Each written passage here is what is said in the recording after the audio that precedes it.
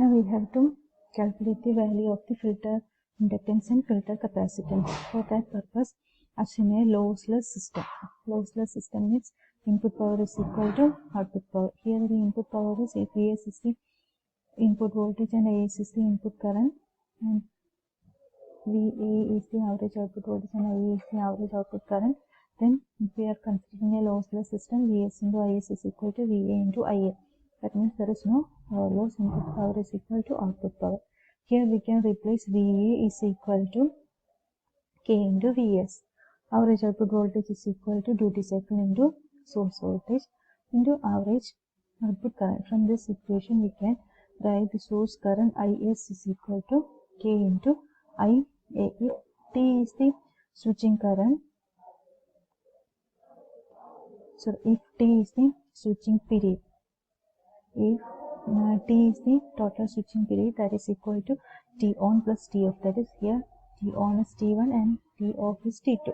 Therefore we can write the total switching period T is equal to 1 by frequency, switching frequency, that is equal to T1 plus T2. We know that the value of T1 is equal to delta I into L divided by Vs minus Va, and T2 is equal to delta I into L divided by Va. By simplifying this equation, we get delta I into L into Vs divided by Va into Vs minus Va. From this equation, we get the peak-to-peak ripple delta I is equal to ripple current delta I is equal to Va into Vs minus Va divided by F into L into Vs, where F is the switching frequency. Okay, by applying Kirchhoff's current law, we get IL is equal to IC plus I naught, where I naught is the average output current IA. Okay, IA is equal to I naught. So, IL is equal to IC plus IA. If we are assuming that the low triple current delta I naught is very small and negligible, we can equate delta L is equal to delta IC. Delta L is equal to delta IC. Therefore, the average capacitor current which flows into for T1 by 2 plus T2 by 2 is equal to capital T by 2 is equal to IC is equal to delta I by 4. The average capacitor IC is equal to delta I by 4. Then the capacitor voltage VC is equal to 1 by C into integral IC into dt plus VC of T. When that is the VC of T is the initial condition, at that time voltage is equal to 0. Therefore, delta VC is equal to this VC of T initial condition, VC of T is equal to 0. Therefore, that is equal to 1 by C into integral 0 to T by 2 delta I by 4 into dt, which is equal to delta I by 8 FC. Okay, then substitute the value of delta I in this equation, we get delta V.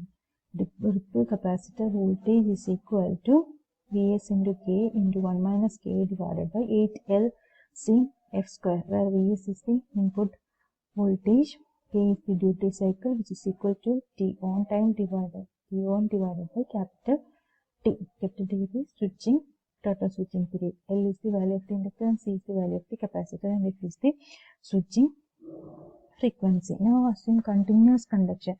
That means the inductor current is continuous. We are assuming continuous inductor current.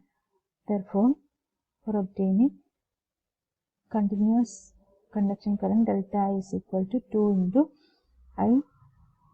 Therefore, Vs into K into 1 minus K divided by FL is equal to 2 into IL, that is equal to 2 into IA. From this equation, we get critical value of inductor is equal to R into 1 minus K divided by 2F.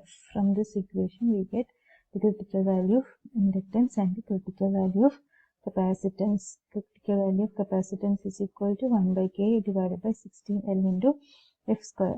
From these two equations, we can design our inductor and capacitor during the continuous conduction. For a particular regulator, there are two modes of operation: continuous conduction mode and discontinuous conduction mode. In continuous conduction mode, the current flowing through the inductor is continuous.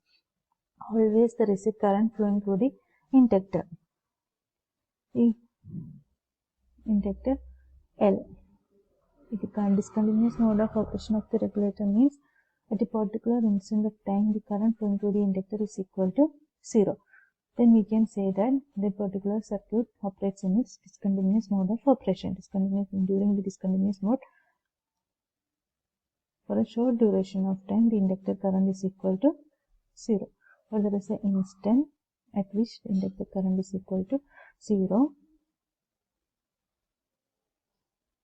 for discontinuous mode of operation. Okay. In the case of a buck converter is also known as step-down converter. So in this lecture we discussed about buck converter. Buck converter is a switching regulator, switch mode device. It is a step-down converter. Buck converter is a step-down converter. That means the output is less than that of input. Average value of the output is less than that of the input voltage.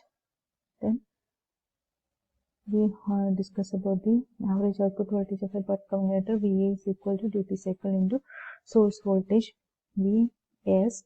Then we